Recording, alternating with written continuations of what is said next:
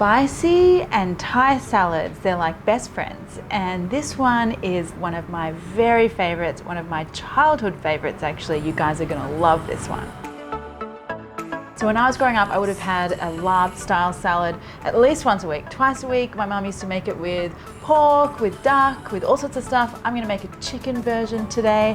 But first of all, we are going to make a chili powder because loads of you have been writing in and saying you can't find a chili powder that looks similar to mine.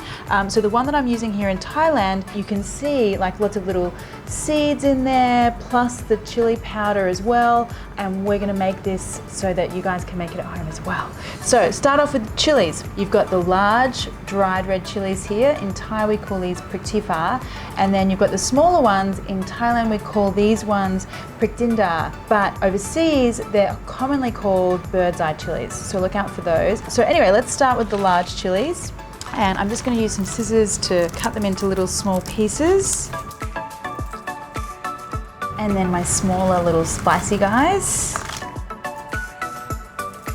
Now you want to get these into a dry frying pan and then just heat them and roast them until you'll know when it happens because you'll start to sneeze and you can really smell those chili fumes. Okay, so I'm starting to get some of those fumes in here, and what that tells me is that we're getting to the point where we've released the aromas and the essential oils in those chilies, and that's just what we want. It's getting hot in here. Now I'm going to use a little coffee grinder to grind these up. It's dangerous business.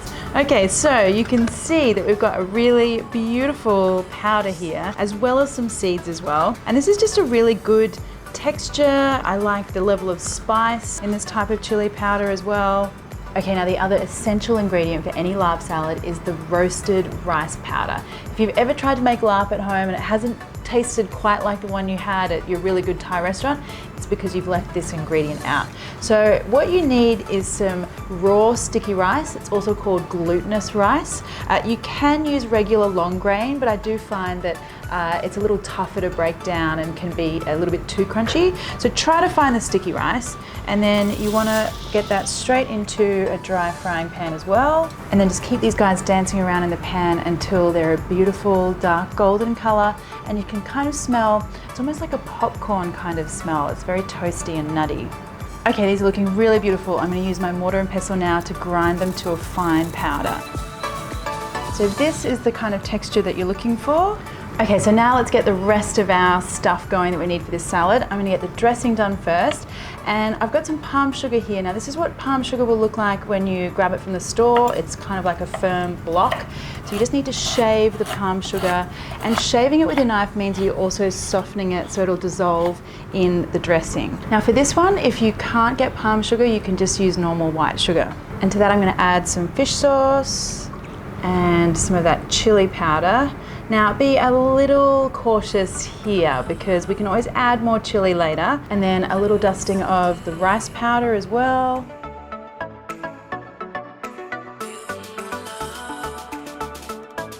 Just press down on my limes, just release all the juices inside. Now I'm just going to squeeze a couple of tablespoons in here. I like to finish my seasoning at the end when I can taste everything together, so I'll leave some lime slices aside for that. So this is just classic Thai food magic happening here. The sweet, the sour, the salty, the spicy, all the good things. Now for the salad itself, I also want some little red Asian shallots here. You could also use red onion as well. Okay, so now let's talk about the herbs. I think this is another crucial part of this salad that you need to get right. So first of all, I'm going to start off with some spring onion. And then here in Thailand we have a type of coriander that's called in English sawtooth coriander. So you can see why it's called sawtooth. It's got this kind of ridged edge. Now if you can find this herb at an Asian grocer or a Thai grocer, please go ahead and try it. It has the most amazing sort of beautiful, almost medicinal, slightly bitter flavor.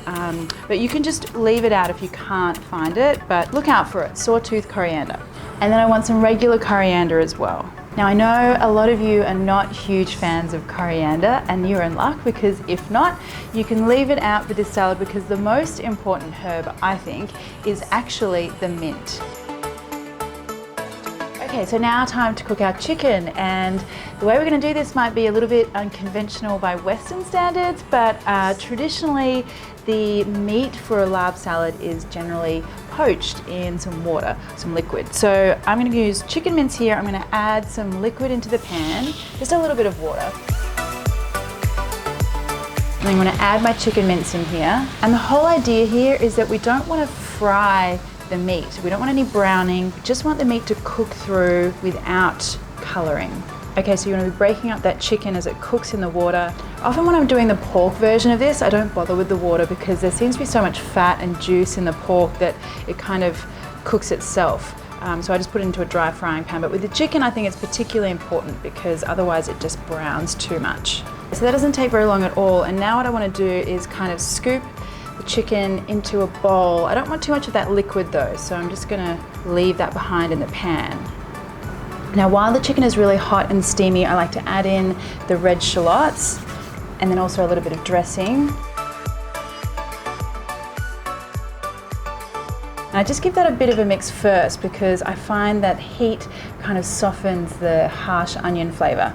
Okay, now time for all those beautiful herbs and my mint, and then more of that dressing.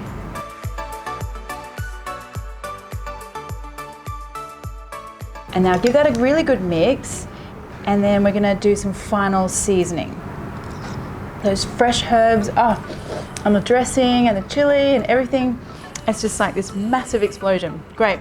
I'm gonna add a little bit more dressing and then a little bit more of this roasted rice powder for me, I think. Now the rice powder does two things. It adds a really beautiful, almost nutty kind of flavor, and it also makes sure that the dressing and everything kind of thickens up a little bit and really coats all of those bits of chicken. And for me, it's just not quite spicy enough. This is supposed to be a really super hot, spicy dish.